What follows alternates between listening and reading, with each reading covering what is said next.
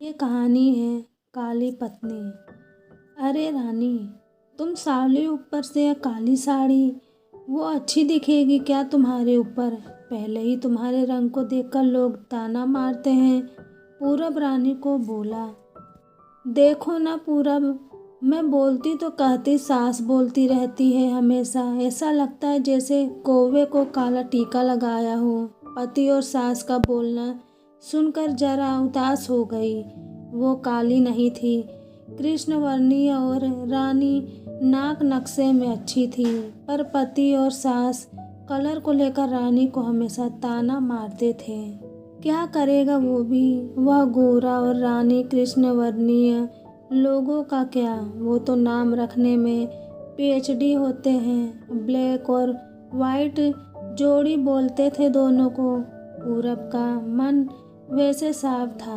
रानी को अगर कोई कलर को लेकर बोलता तो उसे जरा भी अच्छा नहीं लगता था, इसलिए वह भी थोड़ा बहुत बोल देता था ताकि वह जिद ना करे। लेकिन जब वो बोलता था तो उसे इस बात का पछतावा होता था। उसकी माँ घर में हमेशा कड़वाहट रखती थी, आज भी वैसे ही हुआ। घर में उत्सव के माहौल में सुबह जब सास ने रानी से बात की तो वह थोड़ी घबराई हुई थी। उसका चेहरा भी शांत था। पूरब वास्तव में खुद पर शर्मिंदा था।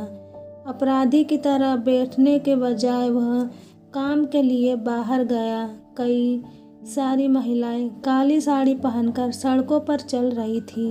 सभी ही गोरी थीं, ऐसा नहीं था, लेकिन उन पर वह काली साड़ी अच्छी लग रही थी। पूरब काम की जगह पर गया। उसका बचपन का दोस्त विकी और उसका पूरा परिवार साथ में था।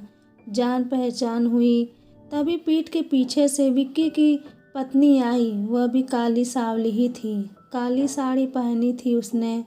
पीछे से एक आवाज़ आई, प्रतीक्षा दीदी, अच्छी दिख रही हो आप, आपकी साड़ी भी अच्छी है।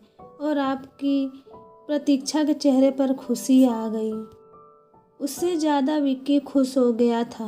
पूरा विक्की को कुतूहल से देख रहा था। विक्की ने वह देखा और जाना।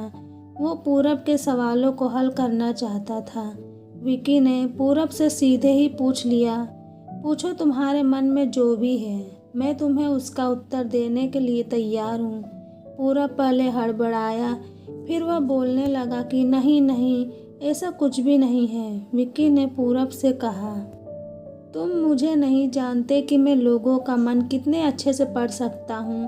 तुम तो मेरे बचपन के मित्र हो, तुम्हारे मन की बात भला मुझसे कैसे छुपी रह सकती है। विकी आगे बोला, चलो ठीक है, तुम्हारा सवाल भी मैं ही बता देता हूँ। तुम यही सोच रहे हो ना कि मेरी पत्नी जो रंग से काली है और आज उसने काली साड़ी पहन रखी है, फिर भी वह और मैं इतना खुश कैसे? पूरब सब कुछ शांति से सुन रहा था और कुछ भी बोल नहीं पा रहा था। वो सुबह मुझे बोली, मैं किसी दिख रही हूँ, अच्छी लग रही हूँ। तुम ऐसा बोलने पर उसके चेहरे पर वह कोलगेट स्माइल देखकर मुझे सकारात्मक ऊर्जा मिली। घर से बाहर निकले तो सभी बोलने लगे कि अच्छी लग रही हो भाभी। हम दोनों ने अच्छे मन से यह बात सोची, कोई ना कोई ताना मारने के लिए बोला ही होगा ना, उस वजह से जीने की दिशा क्यों बदले। पूरब को उसके घर का सुबह का माहौल याद आया। वह खुद पर ही चिढ़ गया। उसे लगा वो सचमुच में गलत था।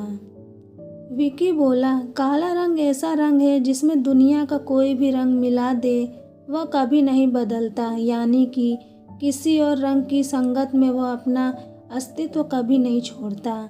इसी प्रकार प्रतीक्षा भी दिल से एकदम उस कलर के जैसी है, कभी भी रंगीन ना होने वाली लड़की है। वह अपने मर्जी से जिए, यही मुझे लगता है। मैं उसे खुश देखना चाहता हूँ। लोगों का क्या, वह तो बैठे ही हैं बुरा भला बोलने के लिए। गोरी औरत रही तो छिपकली बोलते हैं और काली होती है तो चूहा या कौवा बोलते हैं। क्या क्या नहीं बोलते लोग। ताना मारने वाले लोग मारते हैं। हमें हमेशा खुश रहना चाहिए। वहीं मैं अब कर रहा हूँ। मैं ही रानी को दुख देता हूँ, उस वजह से सब उसे बोलते हैं। अब मुझे ही अपनी भूल सुधार कर उससे माफ़ी मांगनी होगी। उसने हंसते हुए विक्की को अलविदा कहा।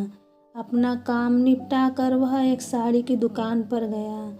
रानी के लिए उसने काले रंग की साड़ी ली और घर गया। घर जाने के बाद रानी शांति से बैठी थी। उसने रानी को आवाज़ दी और साड़ी उसके हाथों में दे दी। रानी को जरा अलग ही लगा।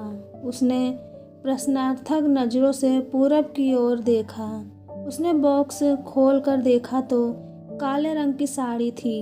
रानी, मैं लाया हूँ तुम्हारे लिए यह साड़ी, आज पहन के दिखाओ कैसी दिखती हो तुम। अच्छी नहीं लगी तो बदल देंगे साड़ी को, देखने तो दो कैसी लगती है तुम इस रंग में। रानी को जरा अच्छा लगा। चलो तैयार हो जाओ जल्दी, हम जरा बाहर जाकर आते हैं, एक क्लाइंट के पास जाना है, उन्होंने बुलाया है जोड़ी में। पूरब का बोलना सुनकर रानी तैयार होने लगी। काली साड़ी, उस पर हल्का सा मेकअप और लंबे बालों की चोटी। पूरब भी क्या, पूरब की माँ भी रानी को देखते ही रह गई।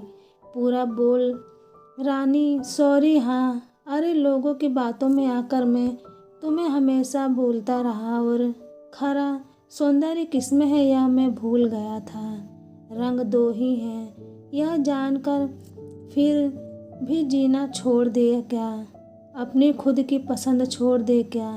तुम्हें काली रंग की साड़ी पहनकर बहुत अच्छा लगा था ना, पर मैं हमेशा तुम्हें टोकता रहा। अब मुझे समझ में आया किसी भी रंग में रंगते वक्त मन साफ हो तो खूबसूरती निखरती है। तुम चाहती हो वैसे ही जियो, मैं कभी भी तुम्हें नहीं बोलूँगा।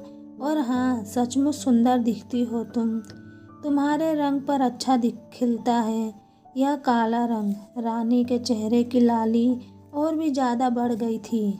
वह बात सुनकर शर्मा कर वहाँ पूरब की ओर बोली, क्या आप भी? पूरब ने रानी का मुस्कुराता हुआ चेहरा देखा। उसके बदलते हुए विचारों से पूरब खुश हुआ। मन ही मन में पूरब ने विक्की को धन्यवाद किया, क्योंकि यह परिवर्तन विक्की के शब्दों द्वारा हुआ था। खूबसूरत दिखने के लिए खूबसूरत दिखना ज़रूरी नहीं है, बल्कि खूबसूरत सोच होना ज़रूरी है। इंसान का अगर मन सुंदर है तो इससे कोई फ़र्क नहीं पड़ता कि वह रंग किस रंग का हो। आपको ये कहानी पसंद आई हो तो ऐसी कहानी सुनने के लिए हमें सब्सक्राइब करना ना भूलें। Thank you for watching my channel.